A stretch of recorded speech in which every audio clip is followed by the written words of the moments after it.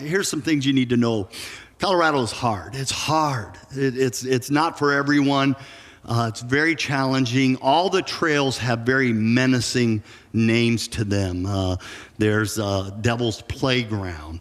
There's Broken Hand Pass. There's the Knife's Edge. There's Widowmaker's Way. If you go out there looking for Fluffy Bunny Way, there is no Fluffy Bunny Way, all right? Everything out there is a challenge. And I tell the guys, especially those who turn their hearts to climbing a mountain, the 14er we do the last day. If you're going to do this, three things: body, mind, and heart. Body, mind, and heart are all going to have to engage. Now, this I didn't know that I was going to bring this into today's passage, but this is important. Physically, we did a lot of training. That was a good thing. So we're trying to get our bodies ready for that moment. Our heart was engaged. We wanted it. We all wanted to climb a mountain. Everybody wanted to make it up. That didn't mean everybody could. The last piece is your mind, and I can't even begin to tell you. The guys who have done it they can express it. Your mind fights against you so much. Your mind tells you to give up. Your mind tells you to quit. Your mind tells you can't do it. It's out of your reach today. You're battling your mind the whole time. Now, what does that have to do with today's text? Today's text, David is going to introduce us to his heart for worship, and it's going to be huge. The heart of unbridled worship. What does that mean?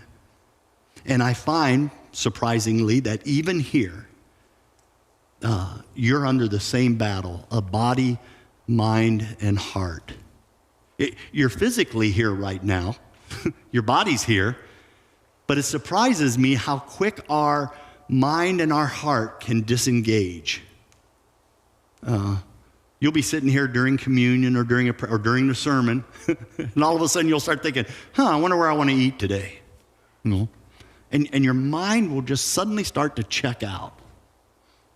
Your heart is to be here. You have a passion, or otherwise you wouldn't have come. And for those who are live streaming today, you know what? We have a whole bunch of live streaming friends from other states. I love that you're tuned in here, but I need you to also hear from me that live streaming does not replace your need for community, the faith community of God. You need to find a church in your area. There are people who are shut-ins in our community, and I love that we provide live streaming for the shut-ins who can't get here. And if that's a ministry that's meeting your need today on live streaming, God bless you. We want to do that. But there's a whole bunch of live streamers. You could have been here. You're sending a message to the world around us that this isn't important. That's the message you're sending. And I'm going to challenge that today. So we're in this life of David, and David is going to show us what it means to be a person after God's own heart. And one of those aspects is his heart for worship. How does the story unfold? It doesn't seem to be about worship at the beginning. David is about to move the Ark of the Covenant back into the holy city. You know what the Ark of the Covenant looks like because you saw Indiana Jones, right? You know what it looks like. If you've never heard about the Ark of the Covenant before, this is the most important piece in early Israelite history. This represented God's presence on earth with them. Wherever the ark was, that's where God's presence was. Those two cherubim on top, those two angels that are bowing, this is represented then later on in Revelation. Holy, holy, holy. They're circling around the tomb, singing. They're bowing to the center. The center was God's mercy seat, is the way it was viewed. And every year, the priest would come in and they'd sprinkle blood on the mercy seat, and God's presence would appear in smoke and fire sometimes. This was all from the Ark of the Covenant, okay? The Ark of the Covenant has, it's a wooden box covered in gold. There are three things inside the box, and many of us would fail this test today. Number one, there are the stone tablets of Moses. The law of God has been placed inside the Ark of the Covenant, and we believe are still there to this day. If the Ark is still around somewhere, those stone tablets are still in there. Another thing was placed in there, a jar of manna. Do you remember God providing food for his people while they were out in the wilderness? There's a jar of manna inside there. But the one piece that everyone forgets about is there's a part of Aaron's staff. Do you remember in ancient times, tribal leaders had a staff. It probably had the tribe's name carved into it. It was an important piece. Moses also had a staff. But Aaron goes with Moses to Egypt. Now, here's some things we don't remember real well. It wasn't Moses' staff that was turned into a snake, a serpent. It was Aaron's staff. When Moses told Aaron, throw down your staff before Pharaoh, it's his staff that turns into a snake. When the dark art magicians of Pharaoh, when they come in and they're able to duplicate that, it's Aaron's staff that swallows up their snakes and eats them alive. It's Aaron's staff that turns the water into blood in the plagues. It's Aaron's staff that it calls the gnats and the flies, those two plagues. And the one piece of the story that you're going to want to go home and find is that it's Aaron's staff, when God was trying to show that Aaron was his choice for the priest, it's Aaron's staff that gets a brand new shoot, a bud, that blossoms and then starts to produce almonds every day. You know what a staff is? It's been cut at the top and cut at the bottom. It's totally separated from anything that could feed it any nutrients. And in God's miraculous power, it starts budding to show all the other staffs, all the other tribal leaders of that time, that Aaron was God's choice in all of this. And so he could walk and pick fresh almonds every day and eat them from that staff. Now, all of that, all those pieces are inside the Ark of the Covenant. Why? God's trying to remind his people back then, and he tries to remind you and I today.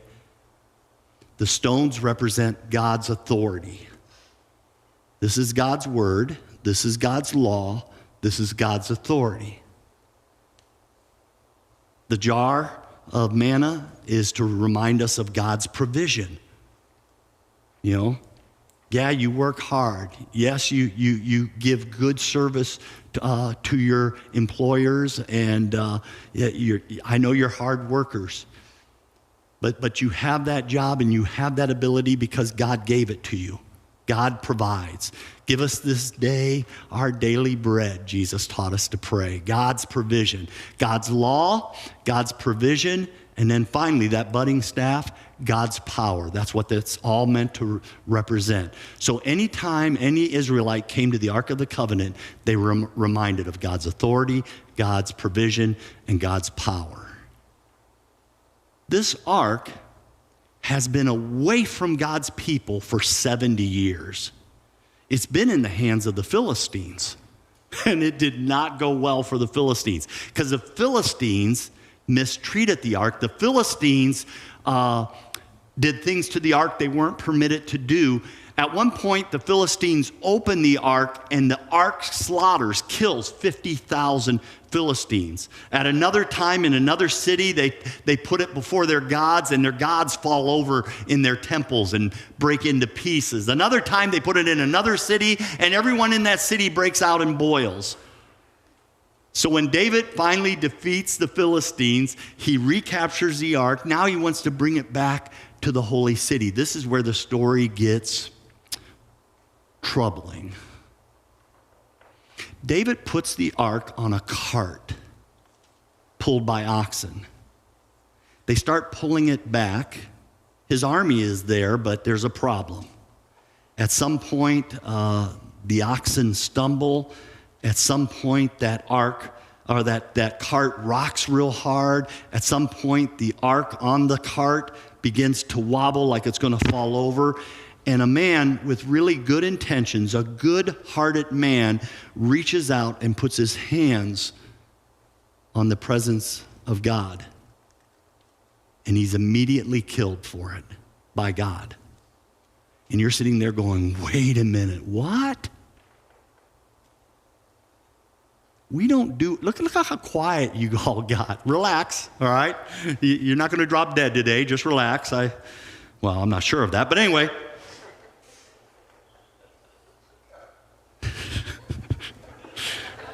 That was not in my notes. I will not say that again.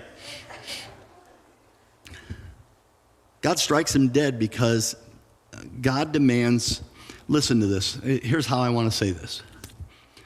Because God is God, God demands that his people who want his reward do things his way. The world has trouble with this right now. I don't want to do things God's way. I want to follow my feelings. I want to follow the culture. I want to do things that people will applaud. And God says, no. My judgment falls on those who do not do things my way. And this story is a harsh reminder of God's judgment, even on his own people, when we fail to do things his way. All right, let's get into the passage. Here we go. 2 Samuel chapter 6, verse 7. The Lord's anger burned against Uzzah because of his irreverent act. Therefore, God struck him down, and he died right there beside the Ark of the Covenant. And then David was angry because the Lord's wrath had broken out against Uzzah. No one was allowed to touch the Ark of the Covenant. Even the priests, by the way, weren't allowed to touch it. It was carried on poles, like you saw in the Indiana Jones picture. It had to be carried on poles. The priest had to carry it. They had to put themselves under the burden of God's authority, God's provision, and God's power. They had to put themselves under the burden of that. And that's how the ark, that was the only way you were allowed to transport the ark. David is doing things on his own. He didn't ask the right questions. He doesn't know what he's doing, but hey, let's move the ark. And he puts it on a brand new cart thinking that will honor God. It didn't. And when that ark is threatened to tip over, a man reaches out and touches it, and it's nothing. He's not a bad guy, but he did something not permitted. Verse 9. David was afraid of the Lord that day. He said, well, then how can the ark of the Lord ever come to me? He was not willing to take the ark of the Lord to be with him in the city of David. Instead, he took it to the house of Obed-Edom the Gittite. All right. By the way, the whole time the Ark of the Covenant is with the Philistines, it's nothing but a curse on them. But when they take it to this man's house, it blesses him unbelievably. Everything prospers in his house. Why? Because he's doing things God's way. He's too afraid to approach it. He'll never touch it. He just does nothing but honor this thing that marks the presence of God. Verse 12. Now King David was told, man, the Lord has really blessed the household of Obed-Edom and everything he has because of the ark of God. So David went to bring up the ark of God from the house of Obed-Edom to the city of David, and he did so with great rejoicing. Why is he rejoicing? Because David asked the right questions. He found out how to transport it. The priests are there. It's up on poles. Now as it's moving along, there's nothing going wrong. Everything is going great. Yeah, most things are going great. Verse 14, wearing just a linen ephod, David was dancing before the Lord with all his might while he and Israel were bringing up the ark of the Lord with shouts and the sound of trumpets. By the way, this linen ephod thing is just a long, sleeveless undershirt. So David takes off all of his kingly garb to humble himself before the Lord. He's dancing as the ark is coming into Jerusalem. Everybody is shouting. The entire community has poured out. Everybody wants to be a part of this moment of great worship. David is saying, my earthly garbs I set aside so that I can humbly worship God. It's not about the dancing. It's about David's spirit in all of this. But not everything is going well at home. Verse 16, as the ark of the Lord was entering the city of David, Michal, or maybe you pronounce it Michael, daughter of Saul, watched from a window. And when she saw King David leaping and dancing before the Lord, she despised him in her heart. Okay. This is one of David's wives. It's King Saul's daughter. Why is she bitter? She's a wounded woman, probably. When she first met David, she fell in love with David, but since then, God has rejected her family. He rejected her dad as king. He rejected her brother. She might be wounded from that. She still loved David. She married David. She's his first wife, but now he has married others. Maybe that has wounded her. She's childless. That probably has wounded her. She is not feeling what David felt in this moment. And so she despised him in all of this. David's joy is not breaking through to her right now. And then she's going to say something. Verse 20, when David returned home to bless his household, Michal, daughter of Saul, came out to meet him and said, "Oh boy, how the king of Israel has distinguished himself today, going around half naked in full view of the slave girls of his servants, as any vulgar fellow would do." Bitter words invite bitter words, we're told. All right. True story, I have permission to tell it. Bonnie told me I was holding my fork wrong. You're holding your fork wrong. Now listen, Bonnie loves me. She cares what people think about me. She's doing her best to pull her husband out of his caveman ways. You're holding your fork wrong. She just caught me on the wrong day. And so I snapped back. Listen, princess. I said, I don't think I really care about what you think of me or my fork.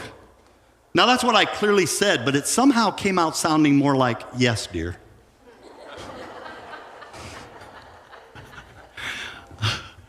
I was tender with Michal earlier. Let me do a little family therapy here for a moment. Husbands and wives, your greeting when the other one comes home is really important. Nobody looks forward to coming home to a war zone. Nobody wants to come home to more disappointment. David shows up at his house. He's ready to be a blessing to his household, but there's a bitter response. It happens. It happens to the best of us. It happens to all of us. But it's a great moment to pause inside a sermon and say, hey, be careful of this. Just be careful. Maybe when each of you come home, there should be a blessing. These two have turned rude to one another.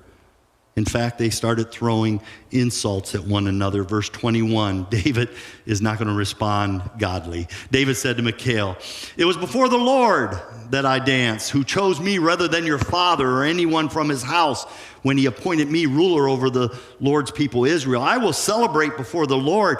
I will become even more undignified than this. I will be even more humiliated in my own eye." What David is trying to do here is say, this moment was a moment of worship before God. He picked me, I pick him, that settles it. But it did not serve well in his household to be so pointed. Michal did not feel David's worship in this moment. She didn't feel his joy. She thought he had lost his dignity. She worried about what others would think. Worship means to give value to something. Here's where we're going to land. Worship means to give value to something. How do you give value to something? You give it your time, you give it your energy, you give it your effort. I wash my vehicles a lot. I'm not worshiping my truck. Not talking about the Harley Davidson, that's a different issue, but I'm not worshiping my truck when I wash it and wax it. I'm taking good care. I'm saying that this has high value to me. Of course it has high value to me. Inside my truck, if you lower the sun visor, there's a picture of my wife and I. My wife bought me that truck There's tremendous value to it. When I give that truck my time, my energy, my effort, when I'm taking care of my truck, I'm saying that this is important to me. There's value of this item to me. That's what I'm saying. When you come to church, you're telling the world that this has value to you. When you come here to worship, you're telling the world that this moment has value to God. To not be a part of corporate worship is a huge mistake. Mikhail stayed home that day. When the whole community was in worship, she stayed home. And bitterness found its way into her heart. What you do this morning is important. We come here to worship God.